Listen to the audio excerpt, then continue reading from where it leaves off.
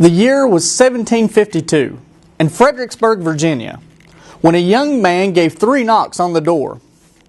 The candidate was 20-year-old George Washington, who was being initiated to the degree of entered apprentice. At the time, young Washington was blind to the fact that he would later become our nation's first president. Hi, I'm John Sayne, and welcome to Greeneville Lodge No. 3, of Free and Accepted Masons of Tennessee. Join me on a Masonic tour of our nation's capital, the city that our brother built.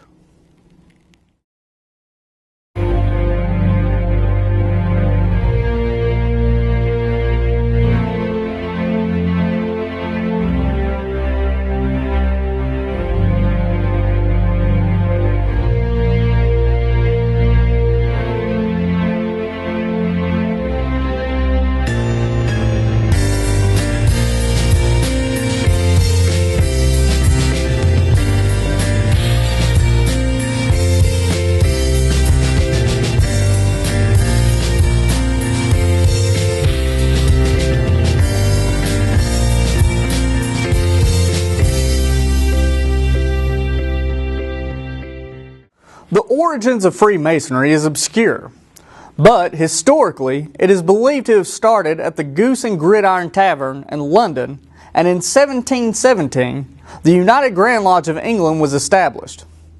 Many early Masonic Lodge meetings were held in local taverns. In America, none are more notable than the Green Dragon Tavern in Boston. It was purchased in 1764 under the direction of Dr. Joseph Warren, Paul Revere, and a few others, and became St. Andrew's Lodge. It is the location where the Boston Tea Party was organized. Gadsby's Tavern in Alexandria, Virginia, to this day stays true to the colonial-era atmosphere. Although it was never a Masonic lodge to my knowledge, it allows a glimpse into the past. The tavern was frequently visited by Brother Washington, and should you get the opportunity to stop by, try George Washington's favorite meal on the menu. It is a delicious duck with a cherry glaze, scalloped potatoes, red cabbage kraut, and a sweet corn pudding garnished with mint. Just a few blocks down the street is where the George Washington Masonic Memorial is located, home to Alexandria Washington Lodge No. 22.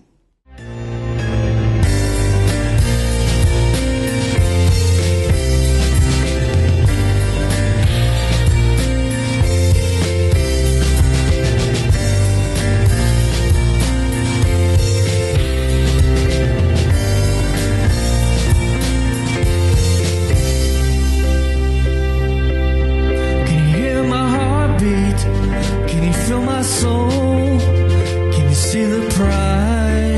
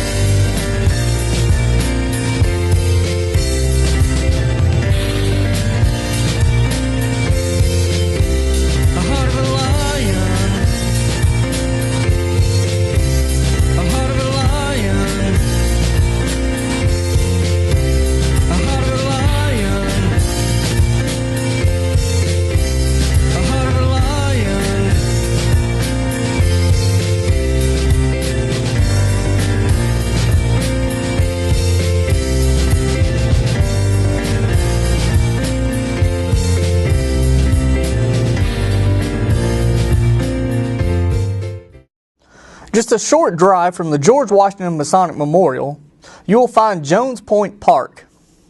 Sitting next to the Potomac River is the Jones Point Lighthouse. Nestled just in front of the lighthouse is a stone marker, the Jones Point boundary marker. It was the first boundary marker stone placed marking the location of the District of Columbia. One of the most rewarding experiences is visiting Arlington National Cemetery. More than 400,000 men and women are buried there from the United States and 11 other countries. It is the resting place of President John F. Kennedy. The most impressive display of absolute perfection that I have ever witnessed is by the United States Army 3rd Infantry Regiment Honor Guards of the Tomb of the Unknown Soldier.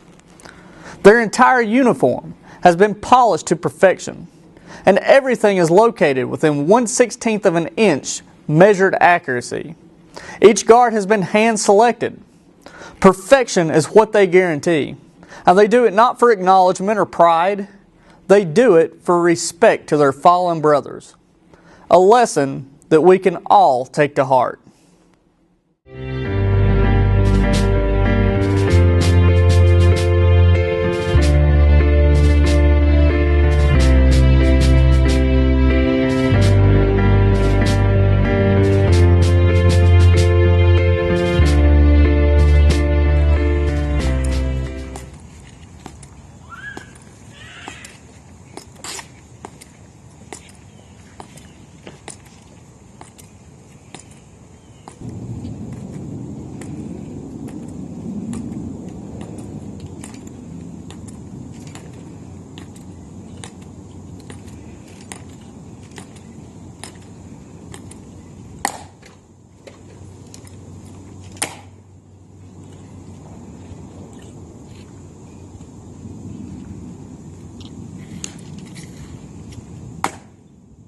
Ladies and gentlemen, may I have your attention, please? I am Sergeant Calloway of the 3rd Infantry Regiment, United States Army. Guard of Honor to the Unknown Soldier. The ceremony that you are about to witness is the changing of the guard. In keeping with the dignity of this ceremony, it is requested that everyone remain silent and standing. Thank you.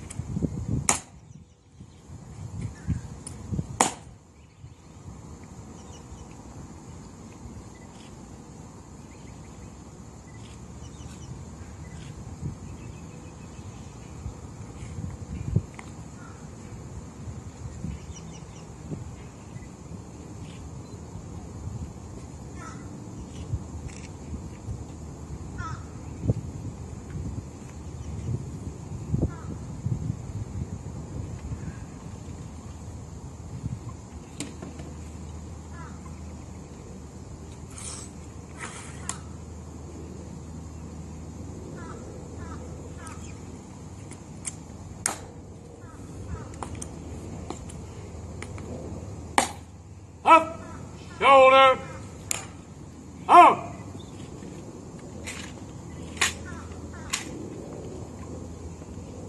Forward, march. Please remain standing during the ceremony, sir. Please remain standing.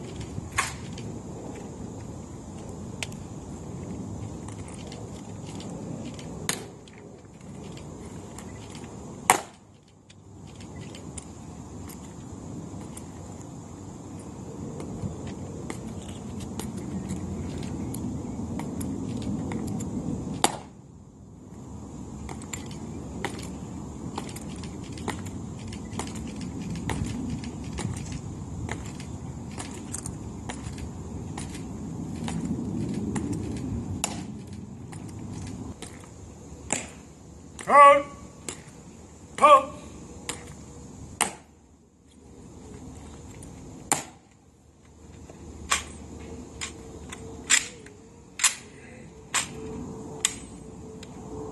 On.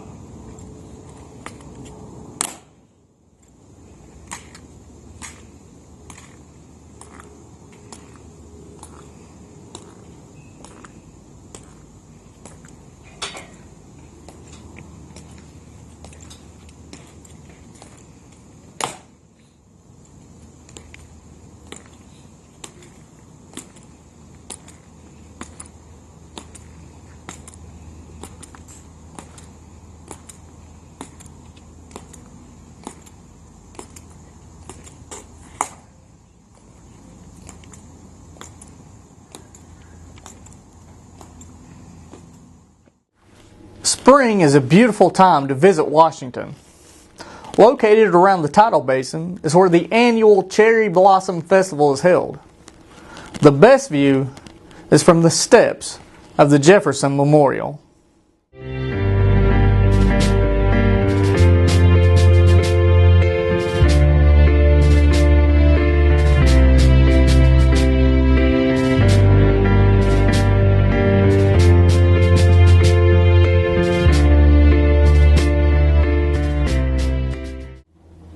Located at 1733 on 16th Street, just a few blocks from the White House, sits a miraculous building.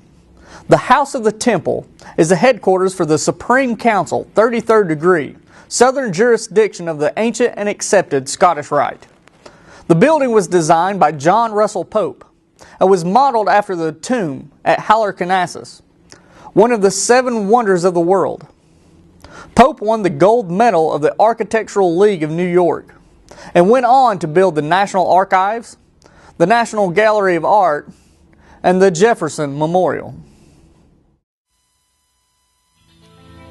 At 1733, 16th Street, Washington, D.C., stands the House of the Temple, a building full of mystery and symbolism. What secrets rest within its walls? Standing an impressive 130 feet tall, it is a building revered by all Scottish Rite Masons. 33 columns surround the building.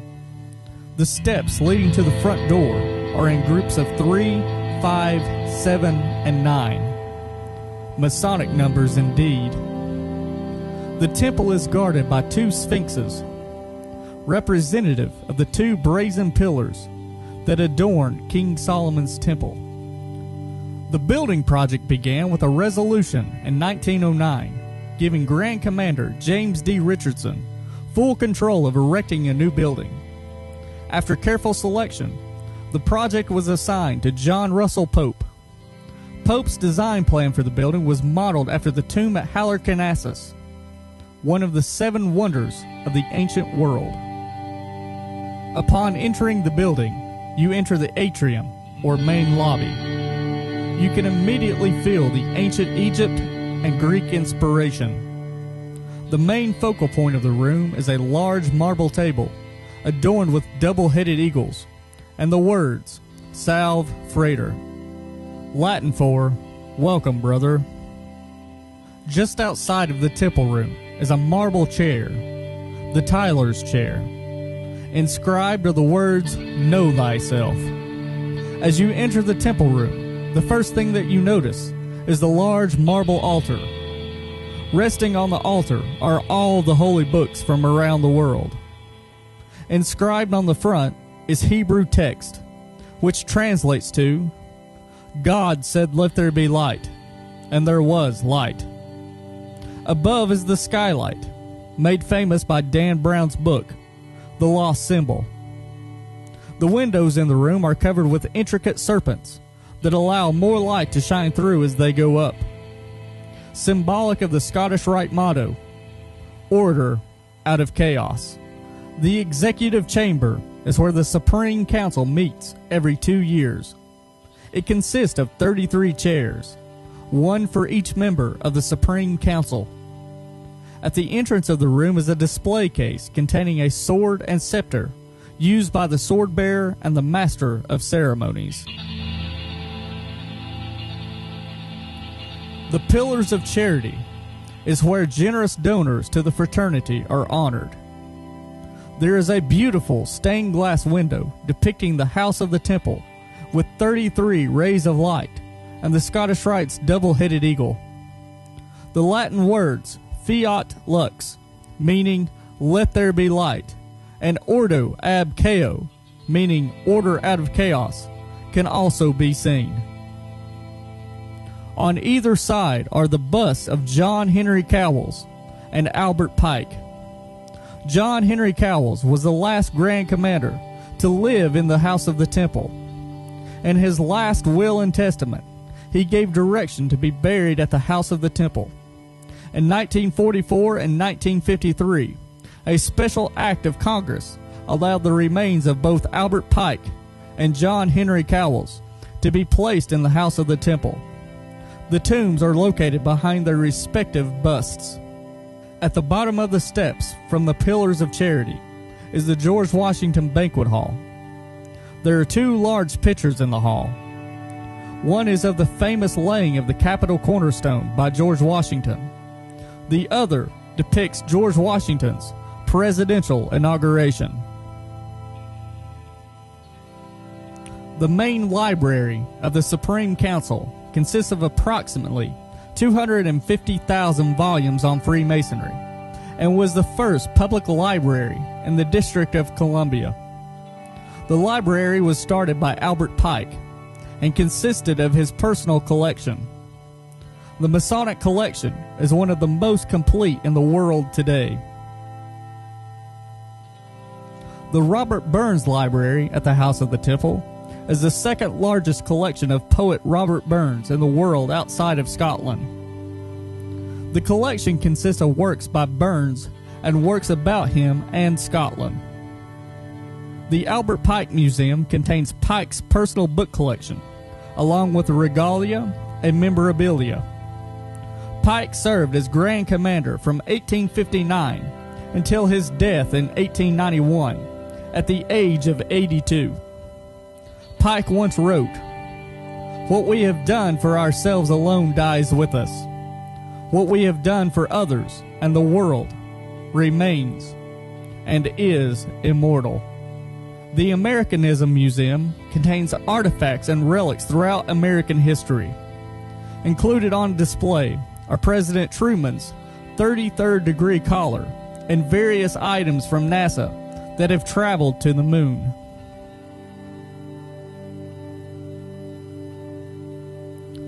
The House of the Temple is a miraculous building and will forever be a Masonic treasure. But one thing is certain: it would not be here today if Brother Washington had not made those first 3 knocks.